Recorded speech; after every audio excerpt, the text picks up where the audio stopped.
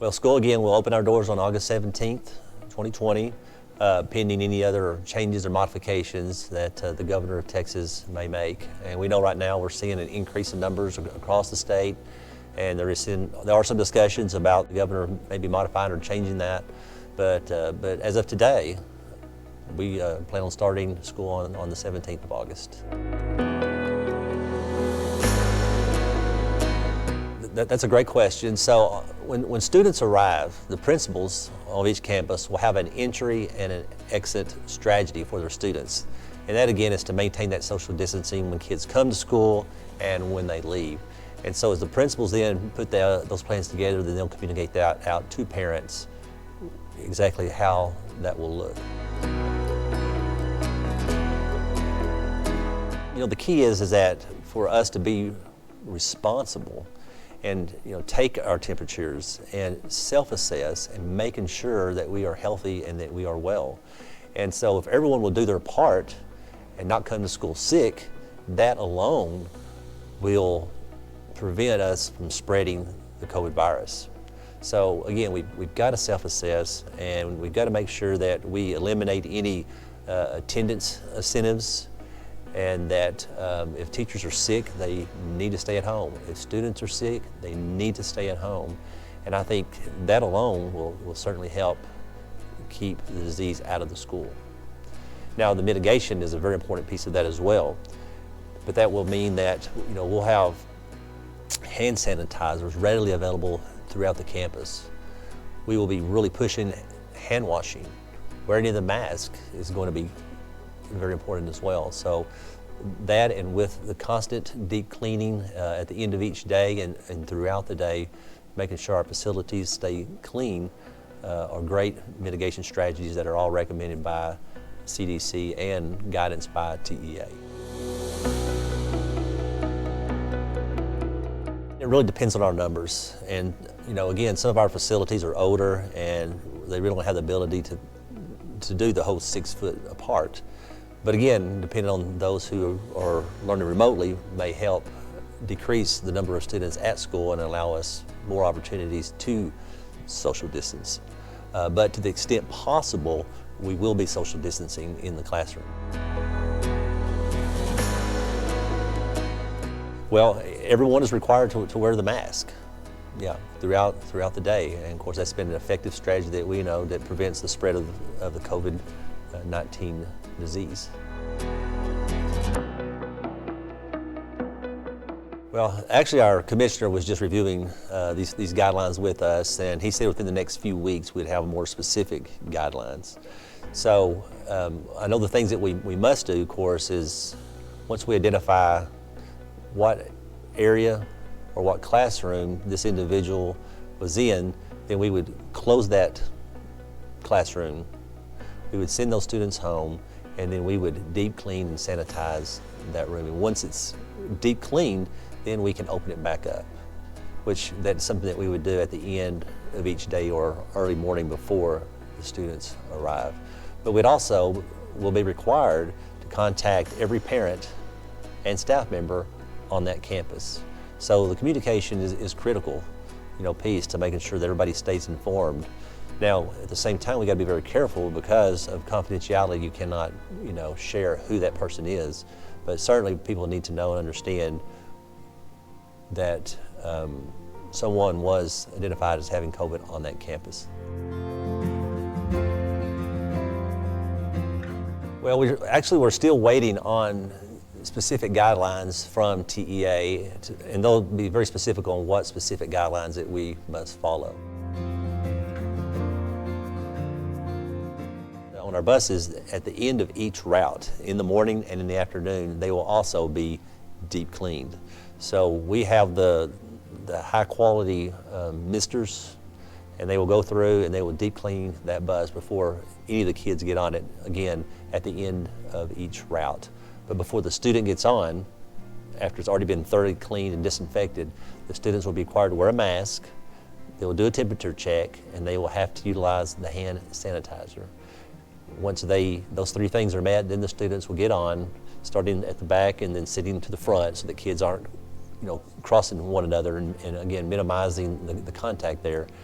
then students will then come to school. We're also encouraging parents to bring their kids to school if possible, but certainly if they need to ride the buses are available for those students. So prior to 2 weeks before school starts, we will need to know, again, whether parents want to send their kids to school to have face-to-face instruction, or will they be sending their kids or staying at home to learn remotely. But it's, again, important for parents that pick that or choose that they want to learn remotely is that they'll be held to the same attendance policies, and they will be held to the same academic expectations that are students that are learning at home. We want to make sure our kids have the highest quality, rigorous instruction that they can get, regardless of which alternative they choose. Well, we're actually working through that. We may have a virtual academy where certain teachers are teaching remotely while others are teaching face-to-face. So we're kind of working through that process right now, but it will be a combination of synchronous and asynchronous instruction. So there will be some face-to-face online instruction even though you're learning remotely, and then there'll also be the asynchronous where you'll be having assignments, maybe you watch videos or a pre-recorded lesson. I mean, that'll look in a lot of different ways, but it'll be a combination to making sure that the curriculum is being followed and the students have every opportunity to meet those academic expectations. Because at the end of the year, the commissioner has told us that we will be taking STAR test and EOC tests. So we need to make sure, again, that each student masters that curriculum. Our UIL and all of our extracurricular activities are just a critical part of the education of our kids. So we're committed to making sure that our kids have every opportunity to participate in all the curricular activities that they feel driven or compelled to participate in. And currently right now the UIL has stated that football is planned 2 days will start on August 3rd. Volleyball will start I think a week prior to that.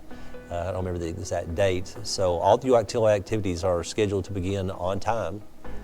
Now that is subject to change because UIL is the one that drives that decision and makes that decision. So again, it depends on the numbers of COVID cases across the state. And I'm sure there's a lot of politics that plays into that decision as well. But we're committed as a district to ensure that our kids participate and have that opportunity to play or again participate in at the agricultural program, football, basketball, whatever it is that they choose to do. Well, we're going to limit the number of visitors on each campus. Matter of fact, the principals will have the discretion on who comes on campus and who does not, and it would certainly be those who have an educational need to be there. So again, we're trying to limit the exposure to our students by keeping people off campus. Now, if a principal feels that a visitor is necessary to support children or whatever the situation may be, then again, those individuals will have the same prevention strategies as everyone else. They would have to self-assess, they have to wear a mask, they have to have the hand sanitizer, and we would follow those same protocol to ensure the safety of our students before allowing anyone to come on campus. So currently, the cafeteria will be a grab-and-go system. So students will walk into the cafeteria, they will grab their lunch, and they will either go back to their room to eat, they may go outside, spread out, have tables outside. In some certain situations, they may actually have them spread out in the cafeteria.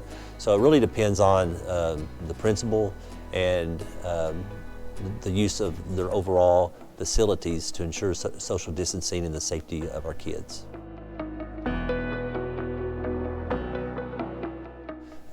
I've been doing this for 28 years, and I loved every minute. But I have to say, this is probably one of the most challenging 4 months of my career because there's so many unknowns, so much uncertainty.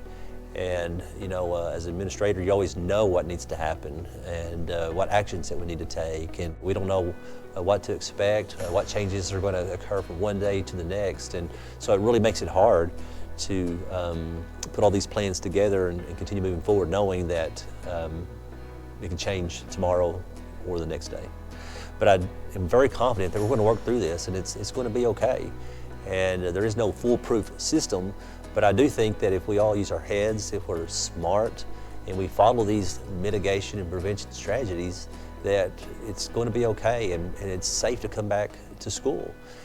And so it's going to take all of us working together, communicating, but we would ask for a little bit of grace as we try to move through this very difficult process. And our plans will have to change based on, again, ongoing guidance that we get from our governor and from Texas Education Agency.